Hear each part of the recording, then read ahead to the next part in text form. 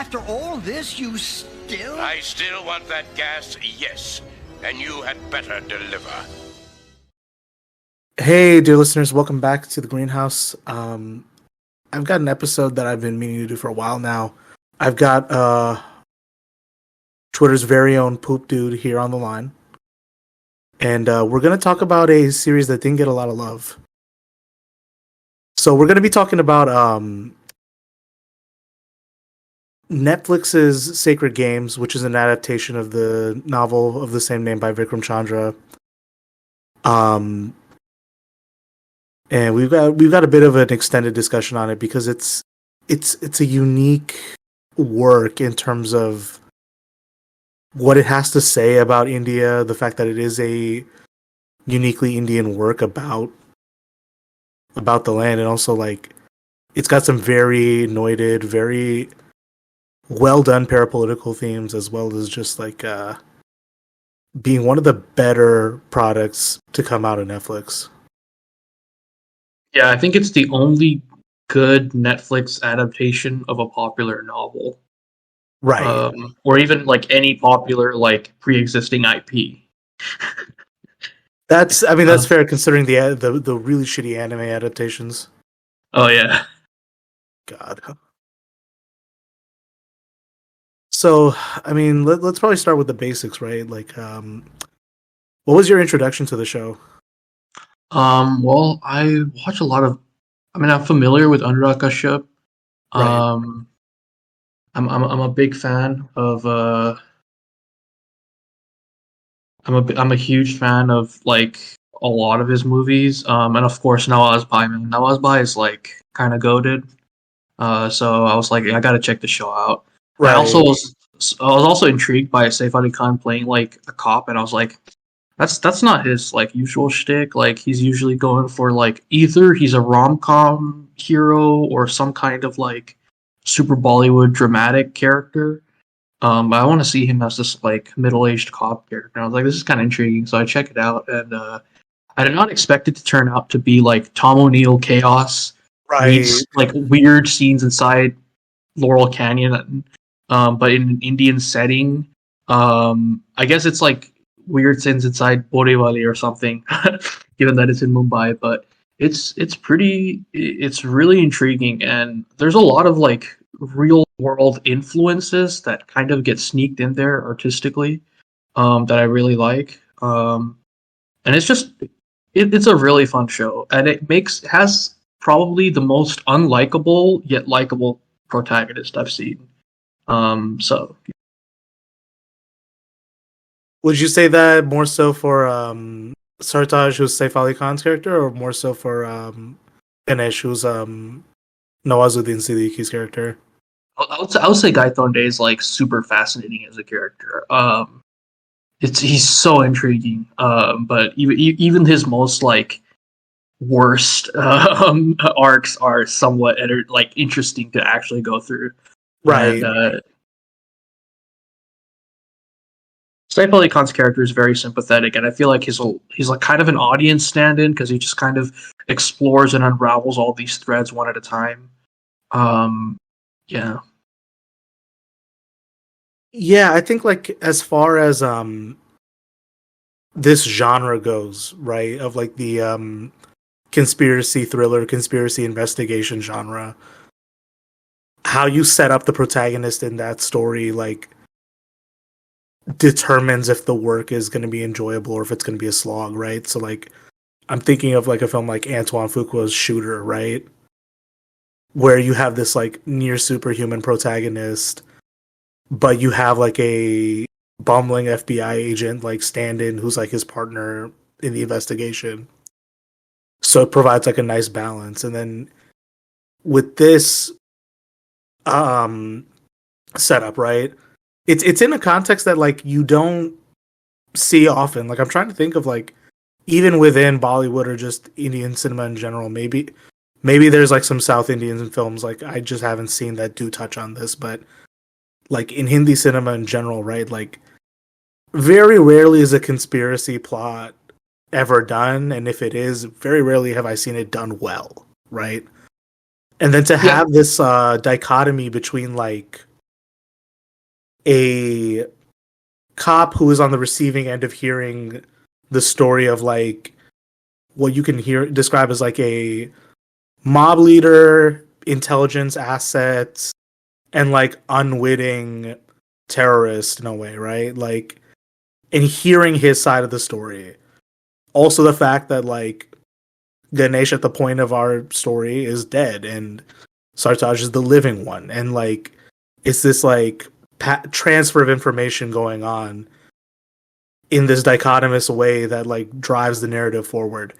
It's both novel and also like perfectly executed in a way I haven't seen anything else. Yeah, it almost feels like an epistolary novel. Like because a lot of it is revealed through like voice clips, or like he's going around interviewing people who knew Gaethonde, or like he's like literally going through records and reading things. So it really does feel like it's like they're communicating through letters. Yeah, it is very cool that way. That I don't know too many like mystery novels or movies that are kind of set up in that format. It almost feels like I've been playing this game Pentiment. It's a pretty cool medieval game. It kind of has that similar kind of vibes in the way it's structured. Yeah, and I'll say every single character in the show is depicted in a very compelling way, and I would say that in Hindi there is some like parapolitical presence in movies, but I would say that like in India I don't really see a distinction between parapolitics and politics because they're so intertwined and widely accepted. I think the whole parapolitics versus politics is kind of more useful in a place where third wave politics has completely stripped apart any material analysis from being conducted and in like popular discourse. But I think in anywhere else in the world, like even other developed countries of the core, the distinction between parapolitics and politics is very, very narrow. Like especially in like Italy, like or even the UK, or even Japan or Korea. There's like the distinction between parapolitics and politics is like very, very marginal in discourse, or they blend into each other. I think it's just a unique USAN discourse, where I guess like a libertarian mindset means that because it's focused on the individual, you have to separate like organized politics from persona-based politics, if that makes sense. So that because all politics as depicted on news and legitimate discourse is persona based, so it's based on charismatic individuals fighting for representative positions that are actually not too different from each other. They're probably funded by the same institutions, or probably came out of the same institutions in many cases. But you can't recognize that or discuss that meaningfully because the language itself is so catered to like individualized, atomized discourse. But other places have much less of that, so you can actually consider systems. 100%. I also think like in the American context, right, there's this veneer of respectability and this idea that institutions are billed as if they actually work, and the actors within those institutions are fundamentally honest in some sense, right? And I don't think that delusion. Sorry, I just want to say, even if they are dishonest, they are acting individually. 100%, 100%, yeah. And that's why. Oh no, you're fine. You're fine. Like that you touched on that perfectly, right? Which is like any failure of the system is like a one-off thing. It's not representative of the whole. Whereas like that delusional kind of thinking, you really don't see that in Indian political discourse. You don't really see that in like how politicians argue with one another, or even like in the way that like the news is reported on, right? Like there's like things like gang connections, like corruption scandals, shit like that. Like it's not nearly as salacious in the way it is here in the United States, where like rather than it being unthinkable, it's more like, oh great, how did he get caught? You know what I mean? It because people have a like material understanding that how power is used in a in society. I think that's common everywhere. Like you go to Japan and everyone knows that the Liberal Democratic Party leaders are all members of Nippon Kaigi, which is like this right wing ultranationalist mob, allegedly mobbed up work, and people are like open about it and they accept it. Whereas you go around and you ask most Americans who or maybe they've even voted in the 2000 election, they won't remember the sorry, I'm blanking on the name, but the riot that happened, what did they call it? Riot, the Brooks Brothers riot, is that what they called it? Yeah, the Brooks Brothers riot. Like, no one will remember the Brooks Brothers riot. Like, you go around and ask people, and they're like, what, that happened? I didn't know that. They're just like, maybe some people might remember something about hanging chads. But, like, that's just such an explicit, undemocratic use of power that happened within our lifetime, within living memory, and no one remembers it. And everyone just pretends that, it was just the institutional established machinery just working the way it should that gave us that outcome. So it's just very strange. I mean, yeah, you nailed it right there. If any other country acted the way the Supreme Court did for that election, our press would be like, look at this anti-democratic, authoritarian rogue state, blah, blah, blah, blah, but it's okay when we do it. And like the populace of any other state where that happened would be extremely like dissatisfied and just there would be a lot of agitation. But again, like we're saying, like there's no like that kind of awareness is just not there.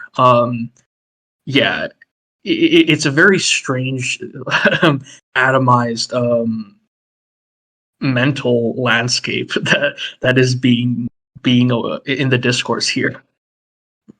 Yeah, and like to basically like I don't know if we can summarize the plot because it's pretty complicated, but like I guess the way the story starts, right, is that Sartaj is a cop in the Mumbai police force, and he's in the middle of like a shady case. He has to lie during official testimony, and the kind of like cold open they give us is like the rest of his department's basically telling him like, hey, if you don't commit perjury, we could basically kill you and make it look like an accident. Yeah, pretty much. Okay, go ahead. I was just gonna say, yeah, pretty much. Yeah, and it's like he's dealing with that on top of like being divorced. He's trying to like find some kind of like meaningful thing to do in his life, and he's very haunted by this idea of like his father is like one of the few honest cops on the force. So in his like melancholy, he gets a call from this gangster, Ganesh Gaitonde, who hasn't been seen in years, and is basically a conspiracy is being unraveled over the phone, and he gets wrapped up in the middle of it. And it initially starts kind of like, in a cool way for him, like, okay, he can kind of be a badass investigator, but then what he really turns into is like he gets it way in over his head every episode while like trying to unravel this massive conspiracy that has him tangled between like organized crime, Indian and Pakistani intelligence elements, religious fundamentalism, and like the most unique trafficking and drug trade. For sure. On top of that, right? And then like it's so much. And then like the main the primary antagonist, who I guess is Guruji in this case, right? This is like a fiction of like not just like a Maharishi style like figure, but also like there's these bizarre elements of like Thelamite imagery and like the Rajneeshis show. Yeah. Right, there's all those elements in there. Have you heard of Ananda Marga? I have not. So actually, this is not the first Bollywood representation of Ananda Marga. If you've seen Jagga Jasus, which I think it's an unfairly maligned film. But have you heard of the Purulia Arms Drop? It is an allegation wherein a Danish pilot dropped arms to a cult compound in West Bengal, and this cult famously had a lot of clashes with the Communist Party at the time, which was, I would say, pretty revisionist and pretty caste. I would say they were like pretty casteist too. That is, caste chauvinism in Bengali leftist circles is pretty, unfortunately, was pretty prevalent at the time, and it wasn't even like a radically leftist communist party at the time by any means. But that didn't stop people from trying to overthrow them or have beefs with them. Got you. And then the contours of this case is that this cult or fringe group was like receiving foreign arms shipments to fight off this regime, basically, right? Yeah. Dang. And these cases aren't really talked about in the Indian context at all.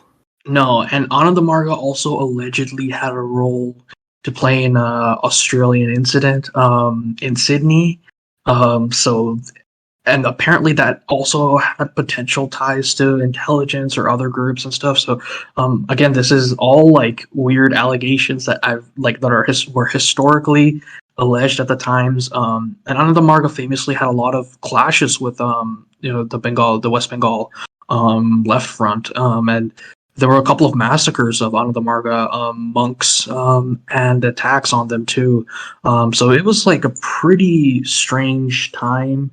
And I think there's a lot of Ananda Marga like inspired kind of stuff that's gone into the show. And I think like the show understands neoliberalism to such a beautiful level, and particularly neocolonialism, and it understands that institutions of faith and self-help can basically flourish in a libertarian world context, and they can easily amass be like kind of like a rally points for right-wing internationalism, and like materially funnel a lot of right-wing agenda and beliefs to achieve material goals, especially under the guise of perhaps cultural institutions or nonprofit initiatives and such. And it does describe that in some detail,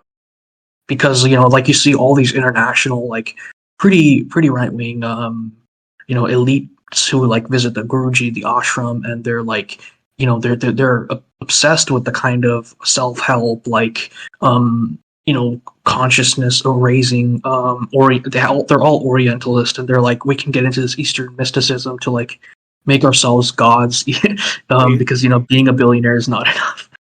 Oh, and I mean you nailed it on the head, because like the aesthetic choice they go with is to have the members of this cult they chant Aham Brahmasmi, which translates to, I mean, fundamentally, I am Brahma, or I am God. And the evil plot or the conspiracy is that they want to trigger a nuclear war, and they were basically like funneling funds and arms to right-wing intelligence elements in Pakistan, as well as ratcheting up like Hindu sectarianism in India to like really ratchet up a conflict. And they help manufacture like a nuclear bomb to be launched in Mumbai, and that's the conspiracy that gets uncovered, and they try to stop. I think that's the broad contours of the plot, right? Yeah, it's fundamentally like the classic use of strategy of tension, right? Oh, and but they launder the times funds a million. and they also launder the funds through a nonprofit. That's the one thing I forgot. Yeah, they launder a lot of funds through nonprofits, and they kind of unite like the drug trade with human trafficking, intelligence, and various right-wing interests. They coalesce, and they're kind of like intersected by this one organization whose sole purpose is basically the destruction of mankind. It is emblematic of the kind of death drive that is the neoliberal hellscape. You're going to defund and privatize every public asset. You're going to exacerbate exploitation of workers and marginalized people. But hey, some people get to live in a compound and will use all this amassed wealth to escape whatever consequences of climate change or escalation of nationalist conflict that they've profited off of. And Right. those guys will want to inherit. They will get to inherit the earth, or they'll get to go to Mars or whatever. Whereas the masses and the larger sections of humanity are suffering, and that's just how the neoliberal structure is naturally catered towards. And I think that's why we see a lot of like prepperism in the global core, and you don't see preppers from the global periphery who are starving and being exploited. They're forced to live in the here and now, but the people who have the luxury to they're obsessive preppers, and they're also often right-wing people who have these vested class interests in propagating the unsustainable destruction of the planet and the continuation of nationalist tensions that they probably directly profit off of through their stakes in whether arms manufacturing or indirectly through being part of companies or financial circles that profit off of global periphery exploitation. Oh yeah, 100%. And that was like a unique theme they brought into the series, right? Which is like the members of this cult are like they're doing like their own unique form of doomsday prepping.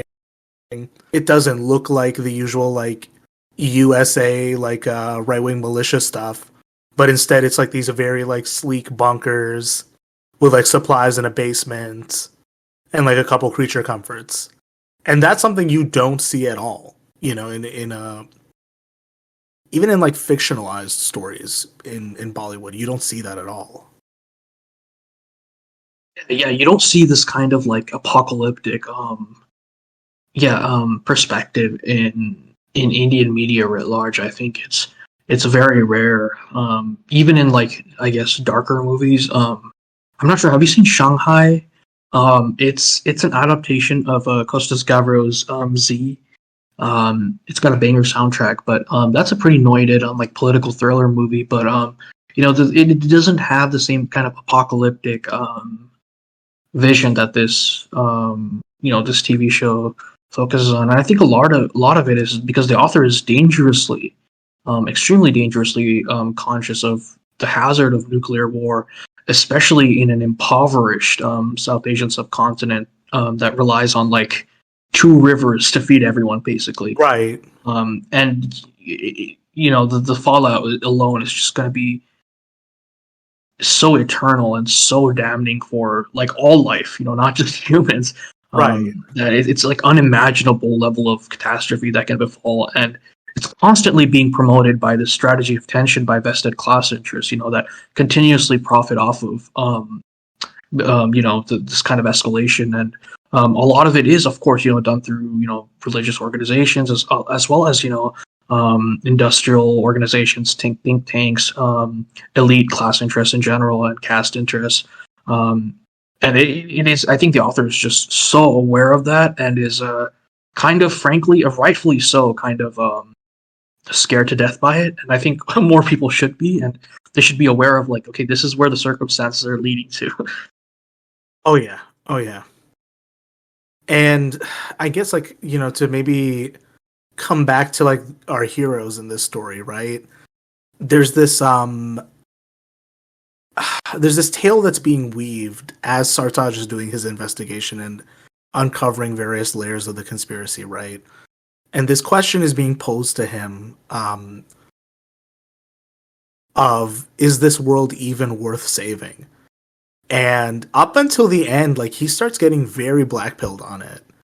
And he sees things that somewhat justify that impression up until, like, he has, like, a real crisis moment in a dream, and, like, it's basically broken down to him that, like, yeah, the world's kind of shitty, but, like, people are, fundamentally capable. It's very sappy in a way, right? But it's like, people are capable of love and affection and, like, finding joy in their lives. So, like, is it even fair to end the world if that's the case?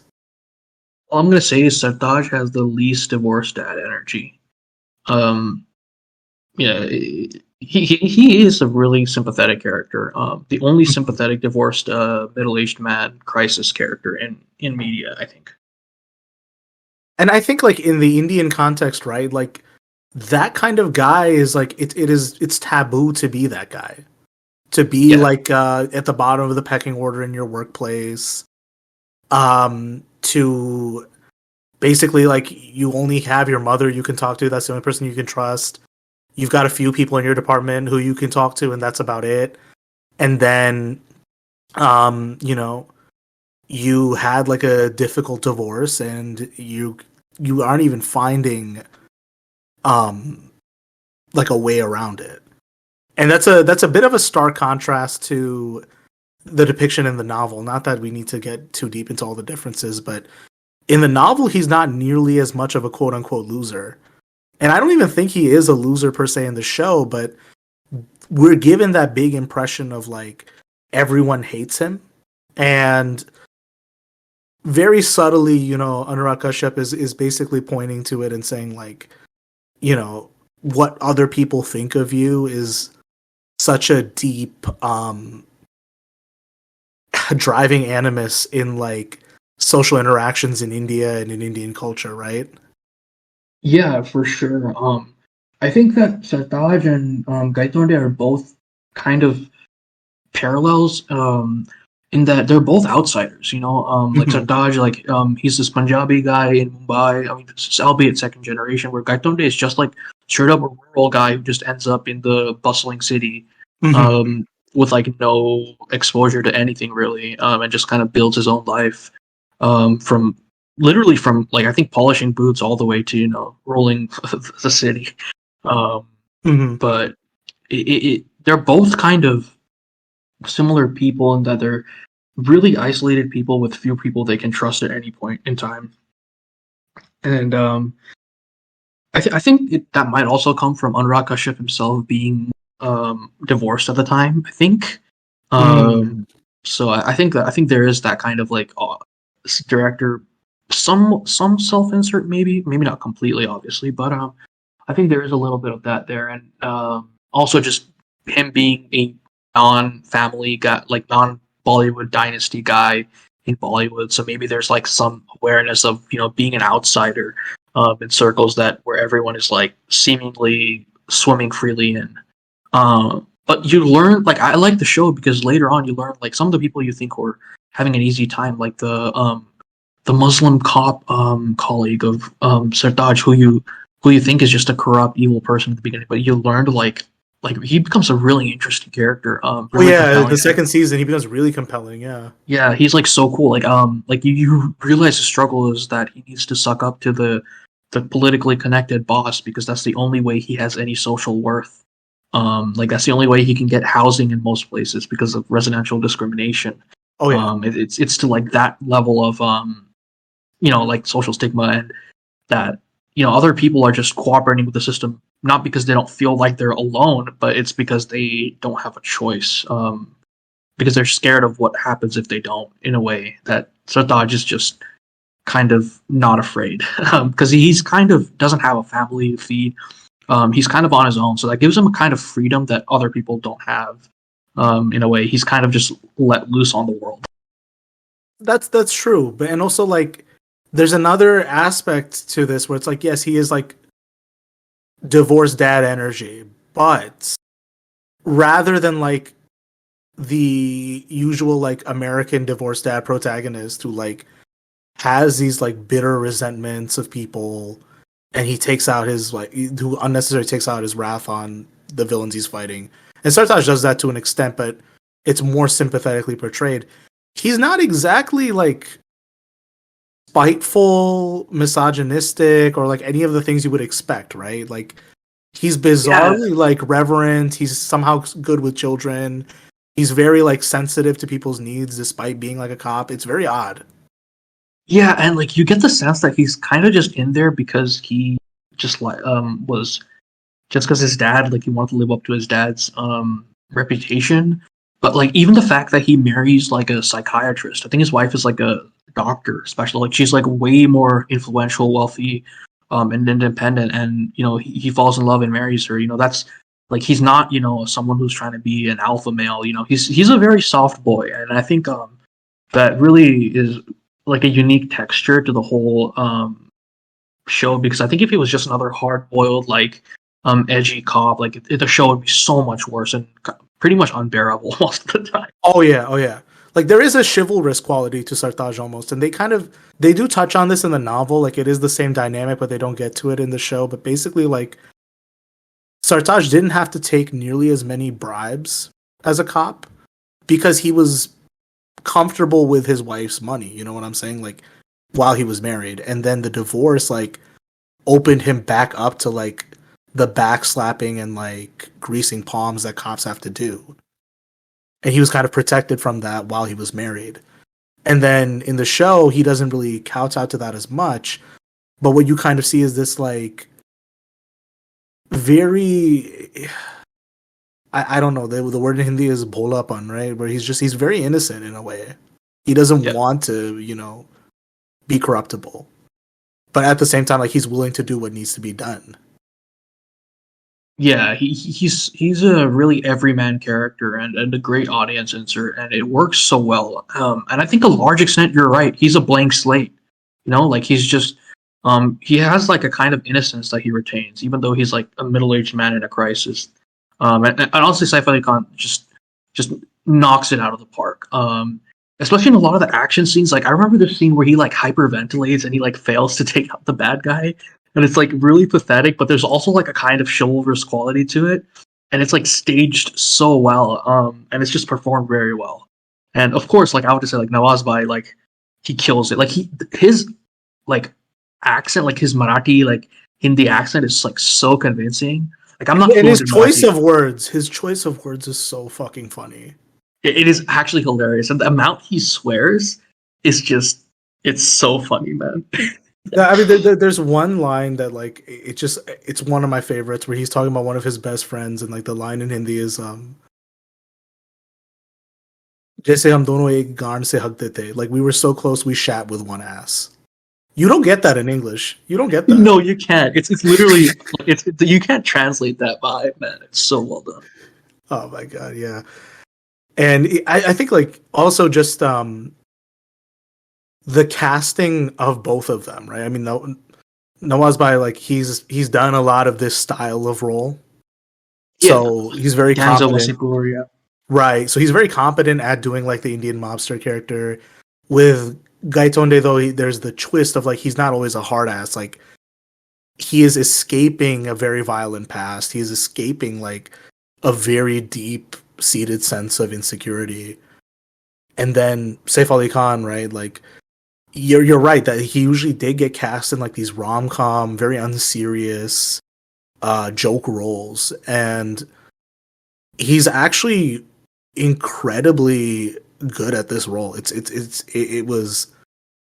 kind of just made me realize like, oh wow, like this industry doesn't even cater to the amount of talent that some of these artists have. Yeah, for sure. Like I think his other great roles I remember is like Omkar. I'm not sure you've seen it, but he plays like the villain. It's an Othello adaptation by Vishal Bharadwaj, just part of the Shakespeare trilogy. He has like he does a really great performance in that movie. But I think this movie, this TV show, he just really just dials in because there's a lot of restraint. There's a lot of like sincerity that he puts into the character. And you can he had to grow a lot of weight because he's usually like lean as fuck.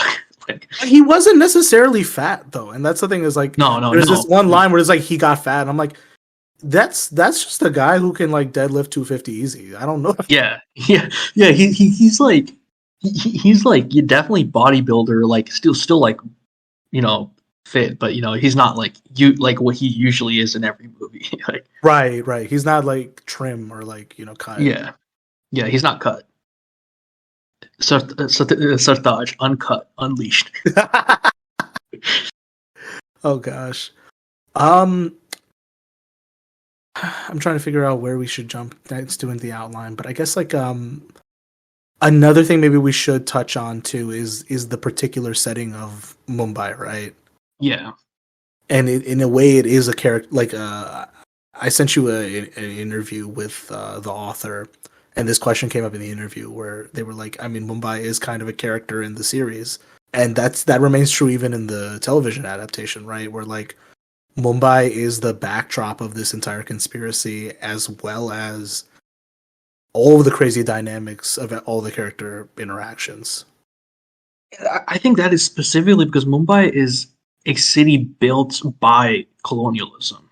Mm. Like it is built by the trade that colonialism created. Like there's no other Indian port city that is constructed after 1800 entirely the way that Mumbai is like 7 islands that were reclaimed from the sea through a series of like really huge engineering projects, the likes of which were really not seen even in the European mainland at the time. They were just massive land reclamation projects. Which is kind of scary, given that it's like one of the largest metropolitan cities in the world, and it's completely on. Probably it's next to be under sea level with climate change, but it is very scary. And before there were a couple of, it was like a fishing village. It was like kind of small. There are like old cave art of previous dynasties in some Mumbai suburbs, but it was by no means like a port city, like a center entrepot to the Indian Ocean trade, the way someplace like Cochin was for centuries, or someplace like like same thing with Madras and Mumbai. Like Madras is not physically built by like this industrial age colonialism, the same way that Mumbai was reclaimed from the sea, but it is also like a very minor coastal settlement that was just embraced by the British as a forward base of operations. Pretty much. If you've been to Madras, it is exactly that vibe. Yeah, it is completely a city that's built by colonial interests, and the same way Mumbai is to the same extent. So I think that's the significance of Mumbai as a character, is that there's a pervasive like neo-colonial like as well as colonial ghost haunting the kind of setting and the driving of the plot. And I think there's also a lot of like kind of monologues where Gaitonde will just like start saying poetry about like Mumbai and like how much he loves being in Mumbai or whatever. Like yeah, and also an additional thing is like there are a couple scene cuts that happen, and this is ironically like one of my favorite parts of the series, and it's like a minor part of it is like when there's a time jump that needs to happen in Gaitonde's story. He will basically like give a brief run of events in like his like view as a gangster kind of way. So he talks about events like the destruction of the Babri Masjid and like how it opened up more chaos. He talks about like the state of emergency that Indira Gandhi declares. He talks about all these events, right? And like it sets the tone for how like on the one hand like Mumbai is a hub that's like connected to this global crazy system. And even within India is like a major center of like power within India as a whole, right? But at the same time, there's this underground world that like remains relatively stable by his own hand in a way. Yeah, like it thrives in the chaos. It actively gets stronger with the more violent and the more like unstable things become. It kind of enjoys it in a perverse way. It yearns for it even. Yeah. And I think like in addition to that too, like the other thing that will get you about the depiction of Mumbai, right, is like you get a full spectrum treatment of the city. You don't just see like the highly developed parts where like the most capital has been injected and it looks like a approximation of like a European city or like something that would look amenable to rich foreigners. You also see like the most impoverished parts of the city. You see like the massive disparities in wealth just across like a single wall. You see like between like the police station where Sartaj works and like some of the cases he has to work, like the abject conditions people live in and work in, you know what I mean? Yeah, it really is like a cross-sectional view of um, Mumbai, and you see like all the different classes and like all the different interactions, and I think you begin to see like distinctly like the notion of religion as a lumpenizing force that unites disparate classes ultimately in a grift pyramid. You Right. know, like the big guy at the top is like willing to give his lackeys like jobs, promotions, pension jobs, you know, maybe like gifts of money when they're struggling in exchange for doing violence basically at his will, electoral violence and intimidation of rival faiths.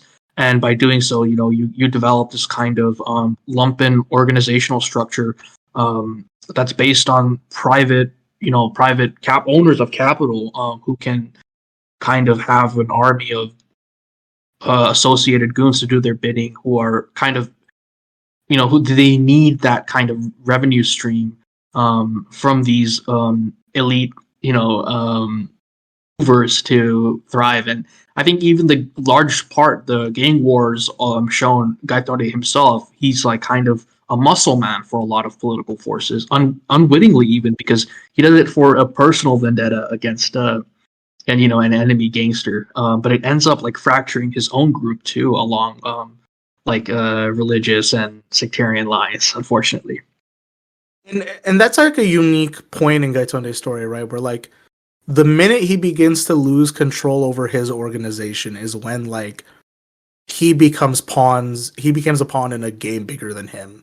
And that's the Yes. game between like Indian intelligence and the Guruji. Yeah, and it's like I would argue that it is sort of it is to the best interest of everyone in power for the escalation, the event, the eternal escalation, you know. And I think that's shown very well. But by the Guruji just like waiting for this apocalyptic event to happen, you know. This helter skelter shit happening is like what every like all the elite interests who are moving the plot kind of yearn for. It is like a death drive, you know. It's a civilizational death drive that can drastically impact humanity because I think the show even explicitly says like, you know, this is not just a war between two countries now. This is going to be a world war. Right. You know, because nukes have been thrown, so it's going to be hell for all of humanity. And yeah, it is extremely dark in that sense, and it is extremely aware of, you know, what this irresponsible neoliberal kind of global regime is, kind of what it's built towards. Its worst tendencies are, you know, really examined critically. And I want to plug someone whose research I really love, Johnson Porto. He's a professor who did a lot of research on how democratization, like neoliberalism, in South Korea actually enhanced in many ways the influence of organized crime. Because during the dictatorship regime, they could have just had cops, you know, beat up protesters, street vendors, do a lot of cleaning out districts set aside for rebuilding or gentrification. But now, you know, you have private security companies that are doing the same in a democratic, allegedly democratic, like neoliberal corporate context. So the show, I mean, the show does have that where, you know, even as time progresses, the impact of these gang violence is actually, or the influence of the gangsters and the underworld is actually more, it gets stronger because they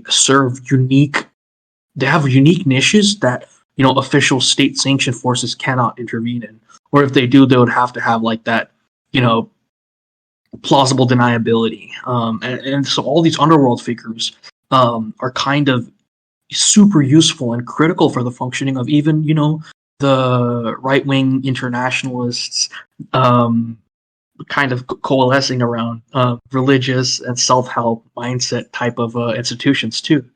They all kind of need that muscle and that getting things from point A to point B, that third hand to grease other people's palms and stuff. And it really does show that how much of neoliberalism is built upon, like, people greasing the wheels, the hard mafia workers out there, making sure that the money laundering is going right. Right.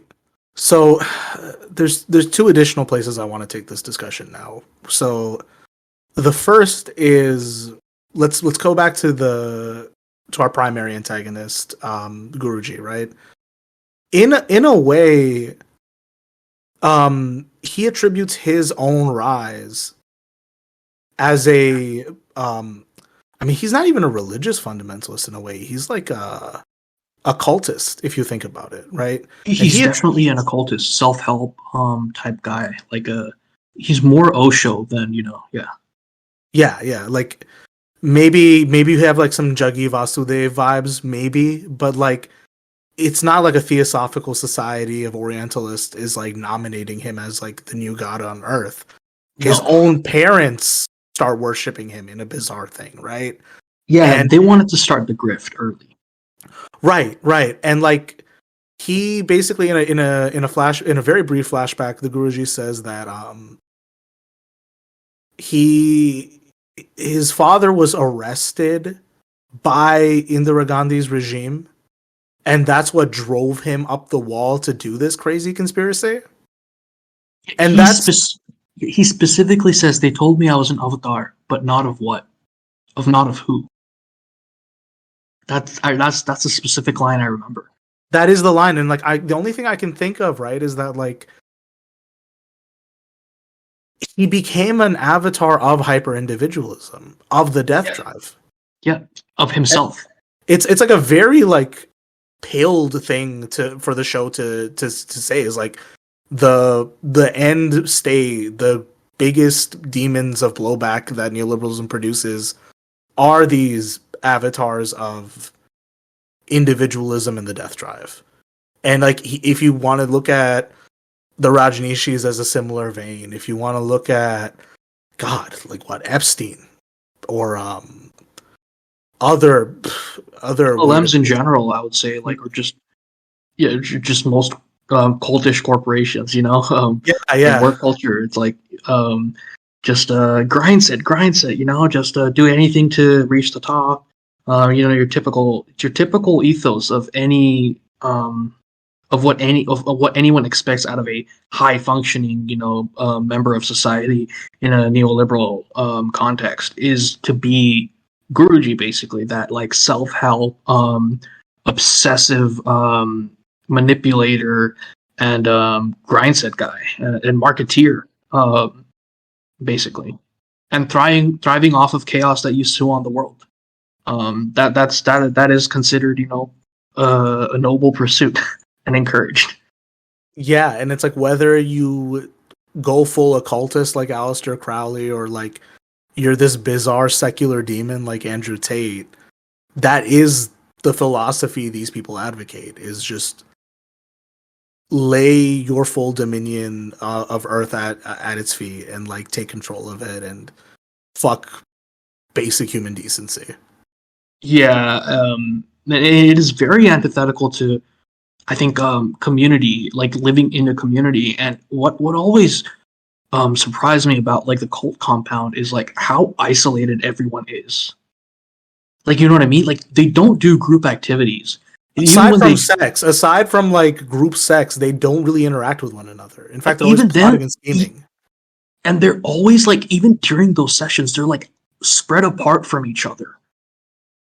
Yeah, like they're all like apart from each other and like doing their own thing. It's like the weirdest fucking, like, it's the most insane atomized landscape you can imagine. And even in their like yoga sessions, they're like all silent. Pretty much, and then the only relationship that matters is like trying to get closer to Guruji. Like that's the only relationship that matters to any of them, and their relation to one another is like jockeying for position of that. And even the relationship with the Guruji is like so like minimal, and it's parasitic even. It is so disturbing, and it really does remind me of like all the stuff about like troubled teen industry stuff, like tactics they Right. use, like CDU and Synanon and stuff, and it's like where they like isolate individuals and they kind of use social stigma to like force people to coalesce around one leader, and they kind of basically do it by breaking the bonds of the community and artificially creating these like automatons out of individuals. It's very disturbing, honestly. The just how like dead everyone seems. Like Kalki Keelan's character, she's like so dead. Right, right. Yeah. And then the other point that we've kind of talked about Guruji now, right, is if you are listening to this episode, chances are you've probably listened to Jimmy Fallon Gong's show, Program to Chill, and you've heard his repeated line of all history is family history.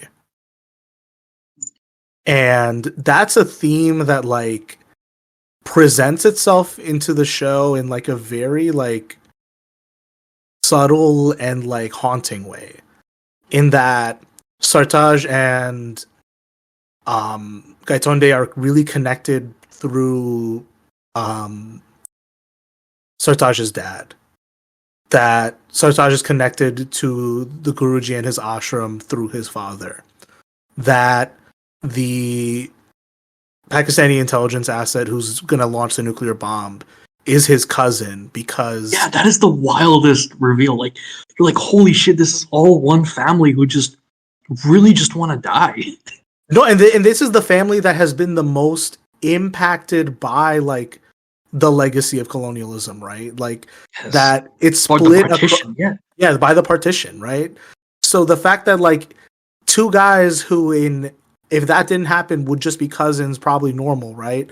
Now you have them on opposite sides of this massive conspiracy. And I'm trying to think like what other like family connections like pop. Also, Gaitonde announces every character as like, oh, mera tisra baap, or like my third father. Yeah. And then the relationships of like chosen family also count in this dynamic as well. Yeah. It is pretty. I don't remember why Guruji's dad dies to the. Did he protest something?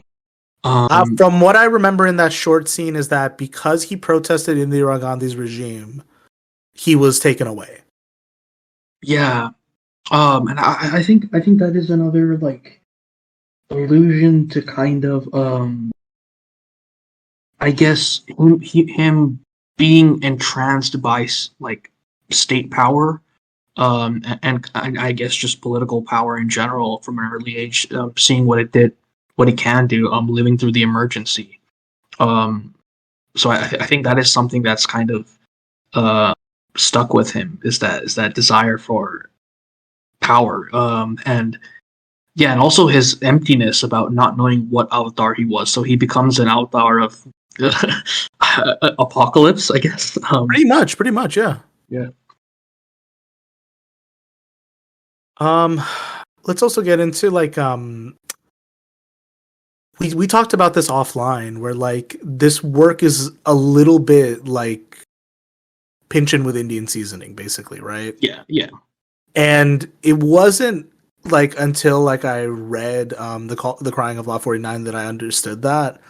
But that one scene in Crying of Lot 49 where Oedipa goes to that play about the history of waste, and then like the story itself is explaining the conspiracy. Yep. That's when I understood, like, holy fuck. And there's a lot of like the similar story beats in the novel as well, of the novel Sacred Games, where right, just like the play, that book of all the horoscopes, right? Yeah. So go ahead. They create their own prophecies that they fulfill by, trying to, make their plan fit the reality that they envision. Yeah. There's that element, and then there's also like the big reveal at the end of season 1, right? Where we should have said this at the start. Spoiler alert, but show. It's like there's this repeated like motif of like anything that's connected to the conspiracy. There's always a hidden door of some sort, and the hidden Yes. door has a mundle on it, right? Yeah, yeah. And it isn't until like he hears like Sartaj hears offhand his mom listening to one of Guruji's sermons, and one of the sermons is just like in front of an entrance of your home, any entrance, you should put a mundle. And then he puts two and two together, and he sees like the speech, and then he sees like a mundle in the background of the speech, and then like suddenly the entire like conspiracy like clicks in his head of what's going on. That was like such a satisfying reveal. And I think there's like a cool animation thing where like all the things form a bundle together. Like that was pretty cool. And there's also the bundle on that door where the money is hidden for the like it's all done so perfectly. I love that safari suit public bureaucrat character. What is his name? Trivedi. Yeah, Trivedi, dude, that character is like he's like every single bureaucrat uncle you meet. Just extremely sleazy, corrupt, greasy guy who's like extremely right wing, but also fanatically religious, and doesn't care about if apocalypse comes as long as he gets to keep his pension and his laundered money. Yeah, just an amazingly evil character. Probably my most disliked character of the whole show. It's definitely like once you especially see like some of his role in the conspiracy in like season 2, you understand why he's like he was the one of the first, or not. Was he the first, or like he's the first He was member the most of the influential. yeah, he was the first member of the conspiracy we saw die Yeah. in season 1. Yeah. And like you see Gaitonde like basically killed him and like put him in a secret room of his bunker because he hated the guy so much. And then he gives this cryptic warning of everyone is gonna die except Trivedi, because that's kind of like the arrogance of a Trivedi like character, right? Like Yeah. even in death, he thinks he's gonna get out of this. Yep. God, what a miserable character, dude! I hate him so much. What did you think of Malcolm by chance? Because in the novel he's a passing mention, whereas in this story he's the operator that carries out a lot of the cult's goals. I think Malcolm is a broken person. I don't think he even has any individual will anymore. I think he's been completely conditioned into becoming like a perfect operator for the cult. Yeah. He doesn't seem to have any like, because I remember like he gets stabbed and he doesn't care. Like he's like just completely broken as a human being. I wish we got to see more of how that became of him. But I have a feeling it's not very pleasant. It's better to be left to speculation, because it's probably not something that's pleasant to think about. All I remember is some like throwaway line that he might have been in prison in Germany at some point. And let's not let any Geiger counters go off. Yeah. But like there's so much that like we're just never going to know, because anytime Netflix makes anything good, it has to be canceled. Yeah. And there was alleged that there might have been 2 more seasons, but all we get are 2 seasons that end on a very violent cliffhanger. What I'm gonna say is these actors are so in demand that it's literally so near impossible to get their dates together. Like Pankaj Tripathi, Nawaz Bhai, Saif Ali Khan. Like, dude, they're doing so many projects right now. Or they're always doing projects, and even a lot of the supporting characters are also big shots. So, right. And to get these many like stars in one like setting, and it's not even for like a high grossing movie. It's like a in-house project. Like, it's probably not like financially available. Unfortunately, Mosfilm doesn't exist, anymore in a meaningful way. RIP.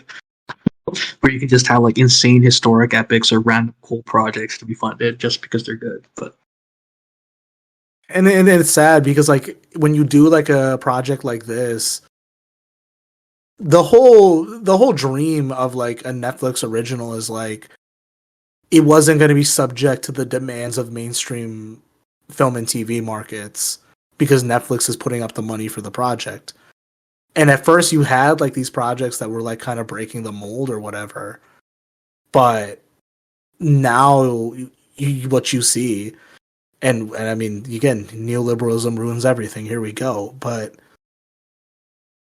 you're now seeing Netflix succumb to like attention economy markets, or like succumb to like this idea of like whatever's trending on Twitter is going to be what we produce and what we review. Dude, I finished all of Wednesday Addams in less than a day, and let me tell you, it is literally like if they ran through like what people from 16 to 23 are thinking on Twitter, and they'd like got ChatGPT to make the dialogue in the story.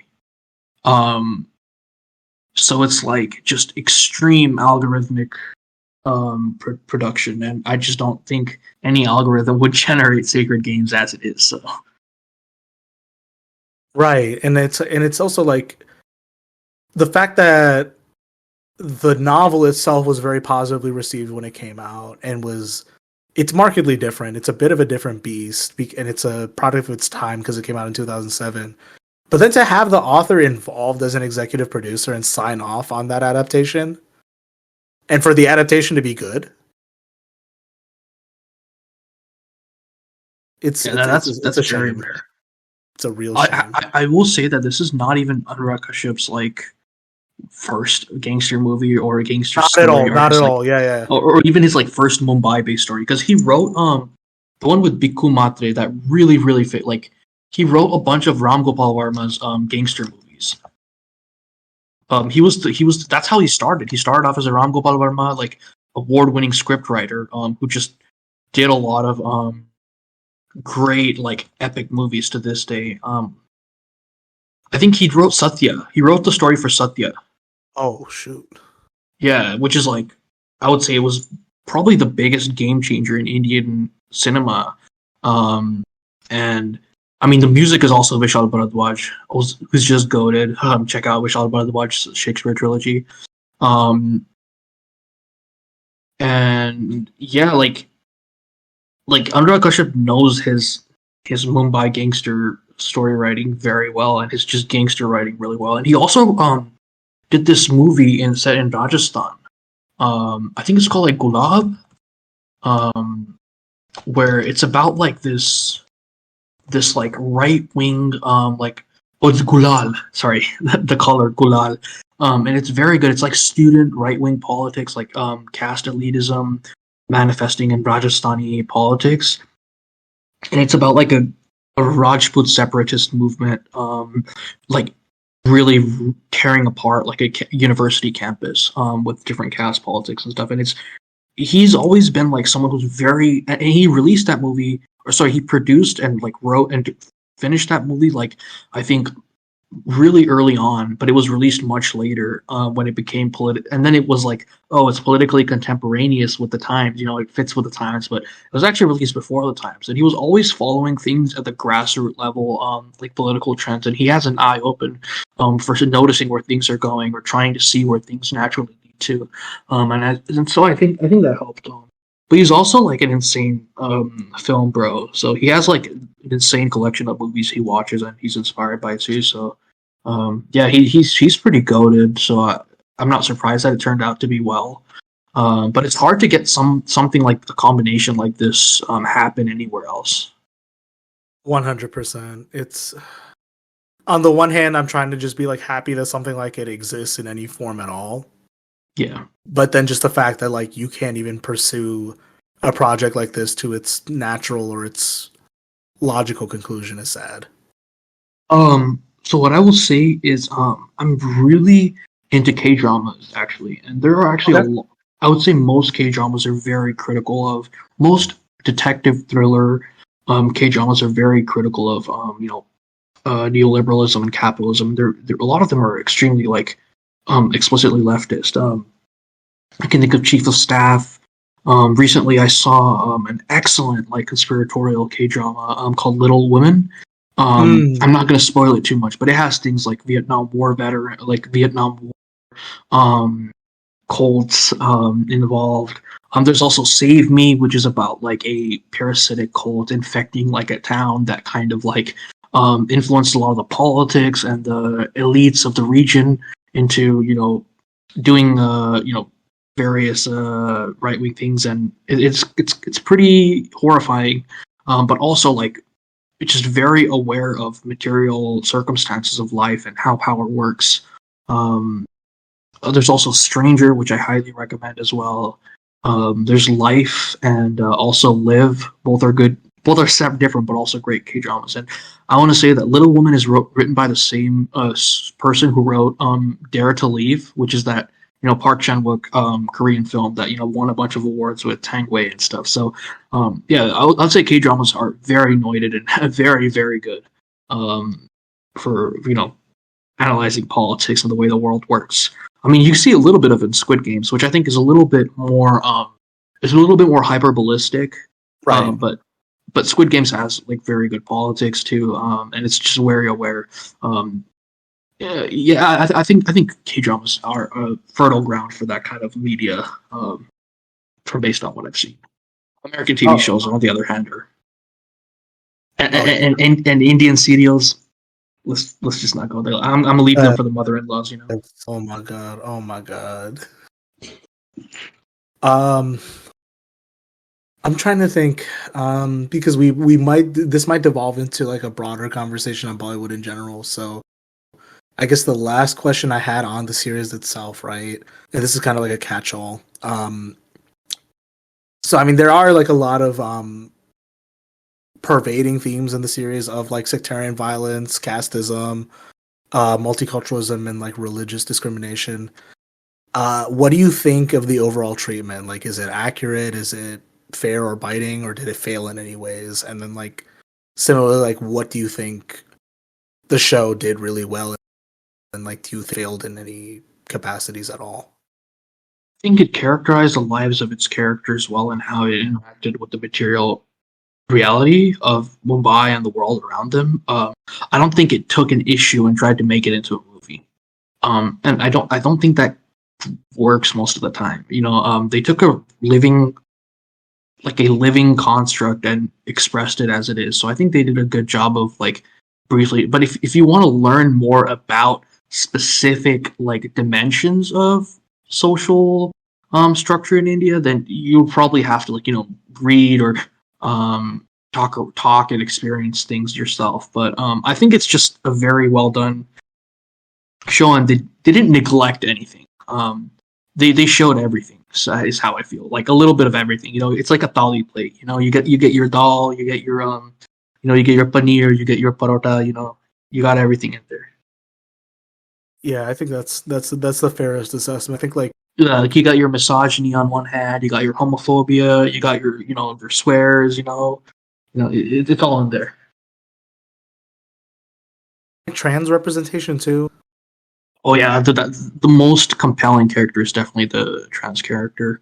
Yeah, that story is just super sad. But I guess spoilers, but I did cry during that scene. There are a couple points. It's a pretty sad show, I would say. There are a lot of times where you just have to cry a little bit.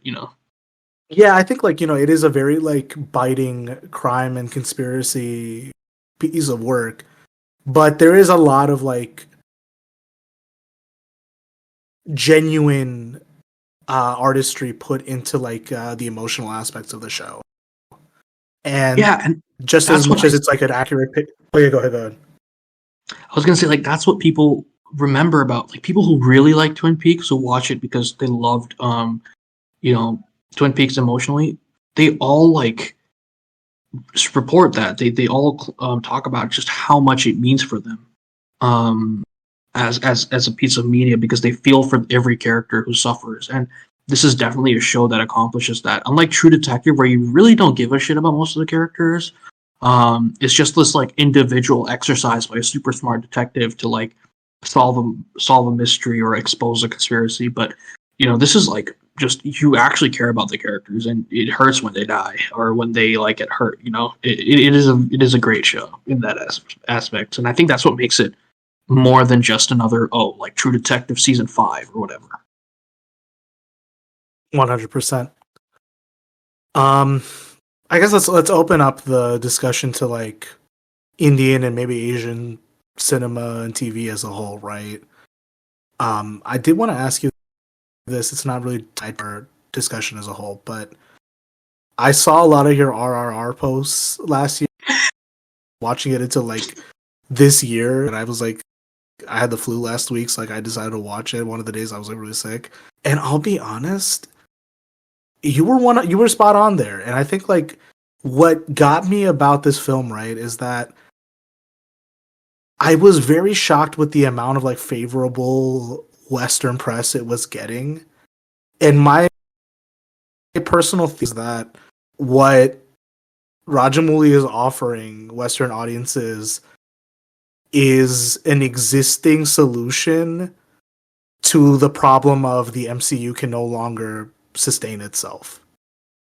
Yes, it is.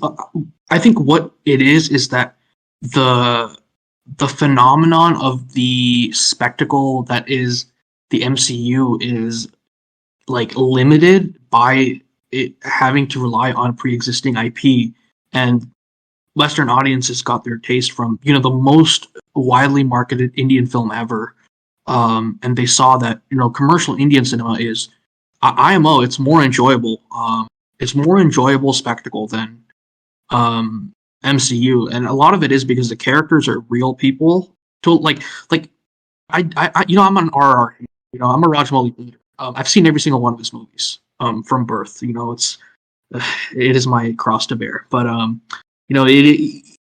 but I will say every single Rajamouli movie has an aspect of sincerity between characters that retains, like, makes the movie grounded. No matter how many flying cars there are, how many like random guys just end up flying across the roof or whatever, and they're done in a very like emotionally driven way that makes sense.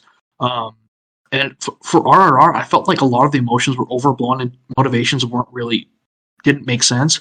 But the relation between the two leads was so strong, and the bromance was so compelling that I think it really drove the movie forward. Even though I don't think it's my favorite Rajamouli film by any means. I don't think it's even like my top 10 Indian movies of the decade or maybe even the year. But I do think it is a very like the dynamic between the two characters is something that's true, and that's something you don't see in the MCU. It's not something you see in Fast and Furious, Yeah. And I think that Hollywood is like realizing that. They're like, wow, like commercial Indian cinema is based on like this solid emotional grounding that actually adds something to the spectacle. So, and I think like I love mass commercial cinema. I love mass cinema.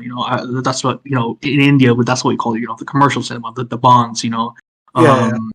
The RRRs. Like I love commercial cinema. I think commercial Indian cinema has a lot better products to offer. They're just not exported in the same manner, in the same like marketed in the same excellent way that RRR has been. Yeah, it was like the same work, but like with the high budget treatment, basically. Yeah. And I guess that was my foolish assumption, is I thought that like if the work is being noticed, then maybe the style has grown or developed in some way. And then what I really got is like, no, this is a film that could have been produced 5 years ago with a lower I think Sholay budget. is like an infinitely better movie than RRR. Yeah. And Sholay has like arguably more spectacle, Right. and more like pizzazz than RRR. It's just because the characters are like so well acted and like they're so real, and the quest for revenge is just, you just feel it. You just really get into the mood, and it's just such a visceral movie, even though it is spectacle and it is commercial mass cinema. One of my favorite mass movies of all time is Basha, which is a Rajnikant movie, and it's just done so well.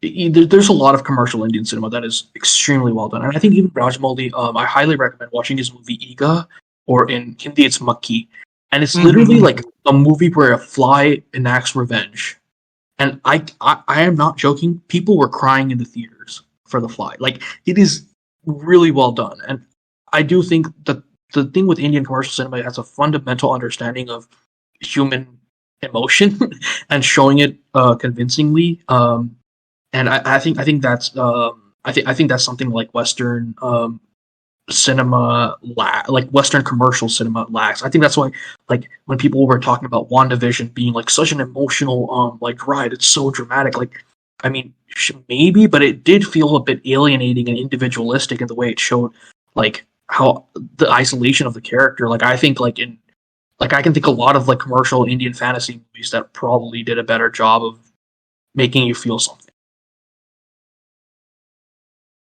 Yeah. Yeah, that's spot on. I guess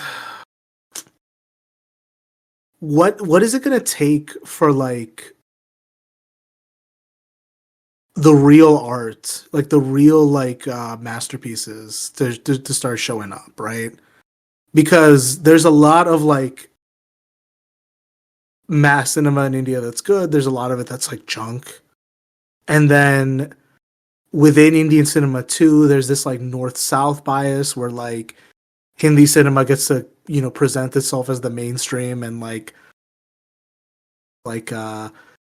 oh, they're doing their own thing. That's cute. Always been like the paternalistic dynamic I've noticed.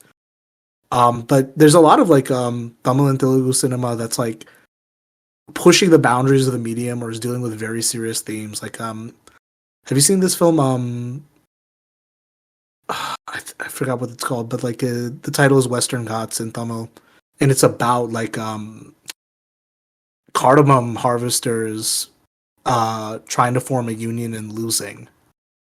I think is the plot of the movie. And they end up Not like seen that movie. yeah, I definitely will have to check it out now. That sounds really good. yeah. I think Is it's it on called Netflix? it's on Netflix. It's Oh, I found it. It's called Merku Todarchi Malay. that's I'll the one. definitely That's the check it one. out. Yeah. Yeah, there's a lot of like Malayalam movies that are also like very kino, but they're like low key, but they're also excellent. I think there's also a lot of mass like commercial cinema with great politics and like emancipatory messages. Like Baranjit is an excellent director. I'm a huge fan of his boxing movie, Sartaj which is based on a boxing subculture of Madras in like the 60s, more the 80s, I think. There's a great movie, Vada Chennai, with Vetrimaran, which is probably my favorite movie of all time. Vada Chennai just means North Chennai, and it is like just this like locale-inspired epic that really delves into a lot of the themes that you see in Sacred Games too, but in a very local and very real context. But that's also at the same time it has that commercial mythic flavor, you know. Other like big commercial movies that I appreciate, I would have to include like Kala, you know, the Rajnikant Bharanjit movie. I love that movie. A lot of people didn't like it. A lot of people thought, like, you know, critics were kind of snobby about it, but I really appreciated the movie. It's really cool. Great politics, great, just great work of art. But yeah, I think there's a lot of great directors to check out too. There's also Karnan, which you may have seen or not. I think it is on Netflix or Prime, but it's also a Danish movie. It is also about. It is inspired by a real life incident that happened of where a marginalized group was like their entire village was kind of sacked by you know, elite landholders. It's such a beautiful movie. And it's treated so well artistically. Every scene is just so thought out, and it is a commercial movie. You know, it is like this epic. I really loved it a lot. There's a lot of good, like, you know, approachable movies that are made in India all the time that with universal themes that are, you know, everyone can get into. You don't have to be a snobby Malayalam obsessed kino nerd like me to appreciate them. It's just a lot of times they're kind of marketed at a lesser scale than RRR, because we have to remember RRR is the most expensive Indian movie to ever be produced. Right. That's yeah. That needs no further contradiction from me. I also have to add, RRR has probably the worst soundtrack out of any But I don't get how pop. I don't get how Natu got a fucking award. I don't get it. That's Dude, I like don't like the song. Okay, the choreo is pretty good, but I've seen so many Indian movies with better choreo than that. Like over the past like 20 years of my life, like 20 something years of my life. It is good. I enjoyed it. I love the scenes, but like, come on, man. Like the soundtrack is not that great. Like, just want to get it out of the way. I can't believe Kirwani got an award for that because Kirwani has some amazing soundtracks. Have you heard of Criminal, the Hindi movie Criminal? I have not. It is a good. But he also did the music for that. He's done a lot of Bollywood too. Also Kirwani is out in my top 5 Indian composers of all time. Even he's not on the list, so I'm gonna say this. I think he's overrated right now. I don't think he's bad. I just think he's overrated. I think RRR soundtrack is extremely overrated. Yeah, I'm gonna get a lot of hate for this, but someone's got to be a hater. I'm personally here for it. Yeah, I'm cultivating the Gaitonde mindset. Hashtag Gaitonde grindset. Hashtag Gaitonde grindset. Hashtag Yele Garn mein rakh. That's such a funny line, dude. Oh my god. I mean, let me see if I got anything else in the outline. Like, this has actually been fun. I'm not gonna hold you. This is probably one of the better episodes I've done. Thanks. It's all thanks to Anurag, man. He's making content even when he's not on the podcast. One day we're gonna get him on the podcast, dude. Oh my god, that would be. I would love to interview him about this series. I think he's also a stoner, if I'm not mistaken. He's like a big stoner culture guy. Oh god. Oh, you know who is the big stoner though? Nawaz. Nawaz was apparently stoned for there's a scene in Gangs of Wasseypur where he jumps off a roof and apparently he was completely stoned during that scene. Oh my god, that's crazy. Yeah, so we should get Nawaz and Anurag on this podcast one day, and then they're gonna this is gonna be the Joe Rogan experience, but with good politics. Light that green gas in your house on greenhouse gaslighting. Let's go. Greenhouse gaslighting is a pro gas stove podcast. Gas stove only. Oh my gosh. Greenhouse gaslighting endorses sniffing the gas stove 24/7. You fellas, I tell you what, you're not taking that gas stove away from me. That's what a stupid discourse they fucking put into the psyche. That's what neoliberalism does, though. It's just like, oh, it's literally just what if politics is stupid posting wars.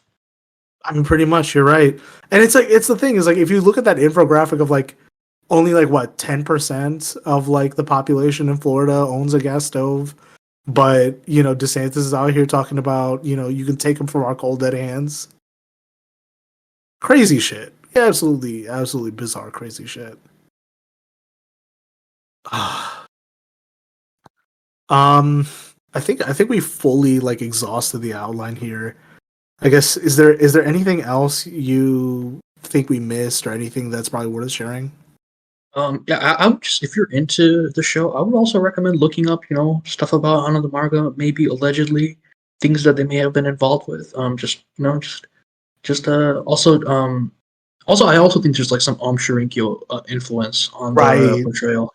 Oh yeah, just all the neoliberal context that facilitates these highly individualized charismatic cults to serve as forward outposts for right wing interests and for strategy of tension agenda that can further their goals. 100%. And I think so S. Hussain Zaidi is a Indian investigative journalist, and he wrote a couple books about the Mumbai mob, and that actually ended up serving as like a framework for this series, first as the novel and probably for the series as a whole, right? Some of it has been adapted into mass cinema, actually. I haven't really checked out his work yet, but I've been meaning to for a second now, just because being part of like the Desi Diaspora, right? Like, we're kind of just depending on like what part of the United States you live in, for example, right? Like, we're kind of a lumpenized community too, and we don't really understand the context for why things are the way here in the United States, the imperial core, and we also don't understand like history back home, or we understand the sanitized version of it. You know, if we are from middle class backgrounds or whatever. So I need to do a little more reading myself. I'm holding myself accountable. Are you telling me that Mindy Kaling is not actually that well versed in how reality works for and the material circumstances that govern people's lives? You know what? You are the perfect person to have on the podcast to talk about this, because yes, that's exactly what I'm saying. That I is don't know, man. exactly. That sounds kind of racist. Not gonna lie, dude. You know, the thing is, another person in the same vein that got me was and I had no one to talk to about this, like when this was going on. But do you remember Aziz Ansari's show, Master of None? Okay, let me tell you something. I have a ban on watching any diaspora content. I do not engage. I do Based. not touch. I stay away. The only thing I used to listen to was that one like late night show with what's his face the guy with Hassan the Minaj? beard. Hassan Minaj. I think I saw a little bit of his show, but that's about it. I just really don't engage with diaspora because I know it's gonna be bad and really cringe. Yeah. Yeah, I mean, basically the Ansari show that like really like got me and like turned me off on a bit of it was like this is one of those shows that like I don't know how else to say it, but like his show, a lot of Mindy Kaling's stuff, it gets pitched to the diaspora as like feel good representation content, but the reality is like it's for a certain kind of white content consumer, and it really shows. Yes, in and like, all the characters are just white people. It's literally like a white character doing brownface. It's pretty much like what they're trying to tell you is like the aspiration for you as like a complex individual who happens to be a member of the diaspora, that your highest aspiration should be to be a professional managerial class person in an urban setting. That's it. Yeah, and to also be a PSL drinker, go to the country club, the segregated country club, have a racist beer with the boys, And just like and like the engagement of social justice or the engagement against like systemic racism that you do is all performative in a way. And there's this glaring plot hole in Master of None. I need to say this, okay? Is like Aziz Ansari plays a character named Dev Shah. So I'm guessing this is like a Hindu, like North Indian guy. Yeah. But then in like the backstory they set up for him, there's like scenes of his parents like saying that no, they're actually like South Indian, and like there's scenes of them speaking in Tamil, and like there's even like them saying Tamil phrases when they're like around him. So now I'm like, okay, which Tamil dude is named Dev Shah? Then to top it off, out of nowhere, he's like, oh, by the way, I'm Muslim, my family's Muslim. And I'm like, what Muslim dude is named Dev Shah? Pretty sure the producers make them they have to do all kinds of weird stuff to like fit into like white people's expectations. Like I know Kumail Nanjiani, they literally made him like they actually made him like a Hindu Brahmin character in Silicon Valley, and he's like, no, please don't make me do this. They even had like pictures of Ganesha posted on his like set. Dear God. It is so horrible to be a Hollywood token representation person. Yeah, it's really unfortunate that they like Aziz, someone like Aziz, to have career success, basically had to create a false image of himself, like with no sincerity at all. That's what it takes. I mean, again, that's what neoliberalism does. It's about hitting check boxes, and you hit those check boxes, you make the content. You sleep in the pod, you eat the worm. The worm is your girlfriend. There we go. It's all a circle. And you get a white girlfriend or a white boyfriend out of it, and it's like, and I don't even care about the interracial dating stuff. I really don't. But it's like, it's this bizarre like narrative of like what your highest aspiration ought to be as an individual. It is quite literally white exceptionalism being marketed as what you should aspire to as a as part of a diaspora. I'm gonna be real. Like the South Asian diaspora is artificially selected to be, the most comprador, the most like plantation crat, like guy back from the homeland.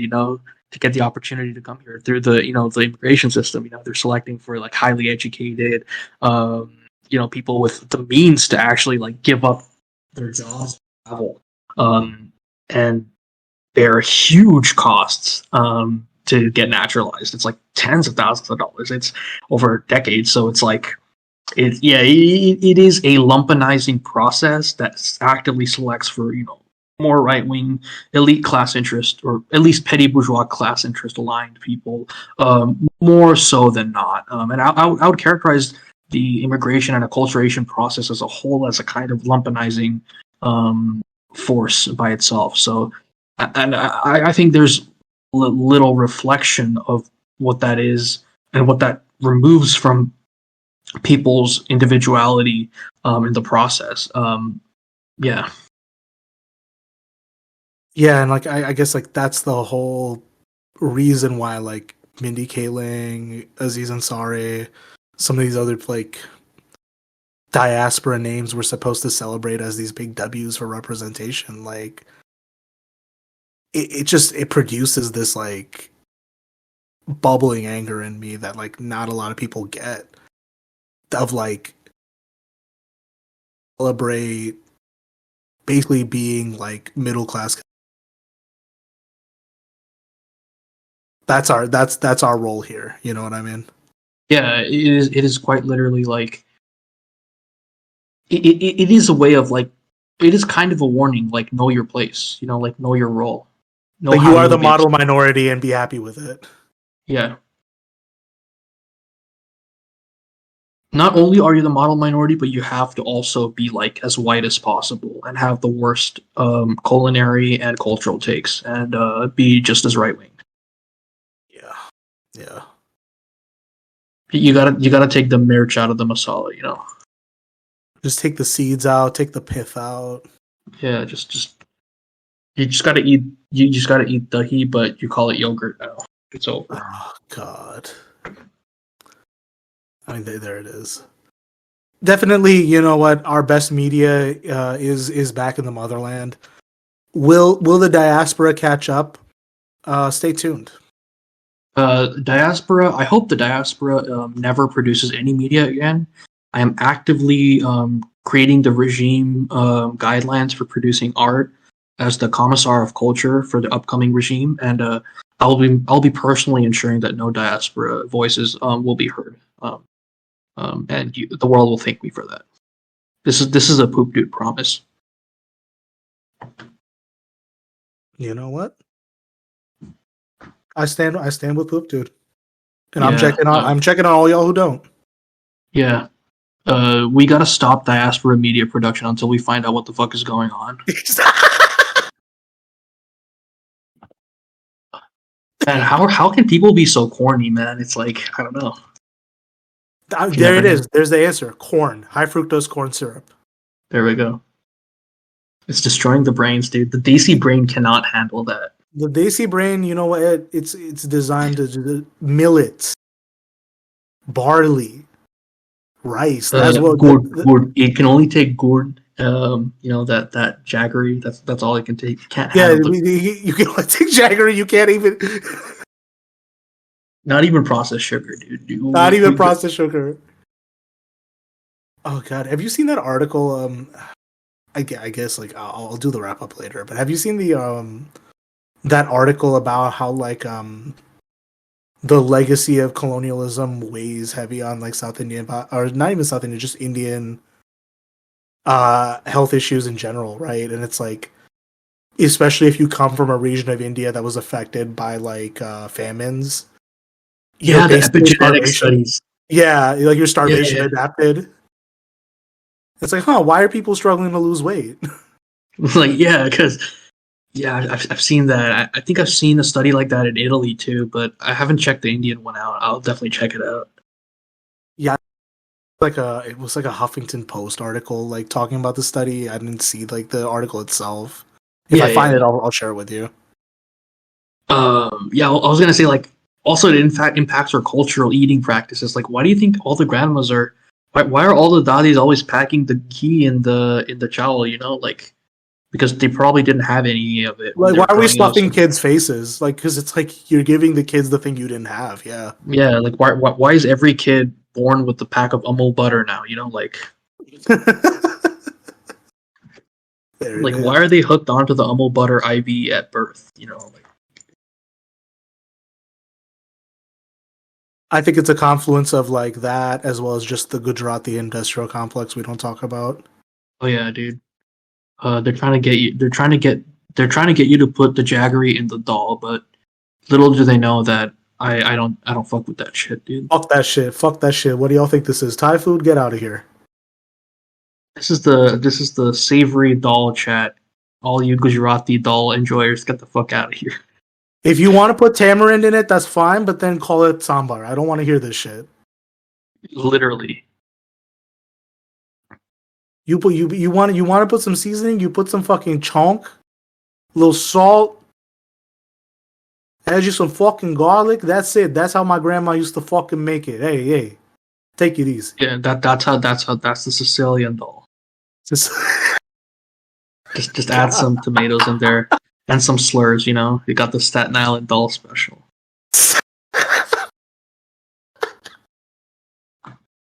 oh god. It's so cool they used to give people pensions for being racist. Man, I know a bunch of Gujarati uncles who could use that. You know. Dear God. I mean, again, if you want that job, just go back and like, apply with the BJP. Isn't like I mean, Amit Shah is still the leader of that shit, and like he has like 2 homicide charges that haven't been prosecuted. What can I say, dude? Sometimes the ops they go too hard. Sometimes you just gotta take care of the ops. You know, just reading this with the Karnataka assembly elections were happening a while back. Like I think 70% of all the winners had at least 4 murder cases. Like a couple of them had like more assault. It was pretty. It's pretty cool that like it's all out of the open. Like there's just like straight up just guys with like mob cases just walking around. So like it is like into popular awareness as opposed to like people pretend that's not the case everywhere else in the world. Yeah, like George Santos would not be controversial in India, not at all. No, he would be the most popular politician. Imagine like every mom would be like, वो George देखो वो कितना मुश्किल से आया इतने powers को, and it's just like, okay, mom, okay. God. Oh, Yeah, shit. every mother-in-law is going to demand her son-in-law to have that grind set. I mean, that's what Grindset is like lie, cheat, steal. Well, I guess that's everything we had planned for this episode. So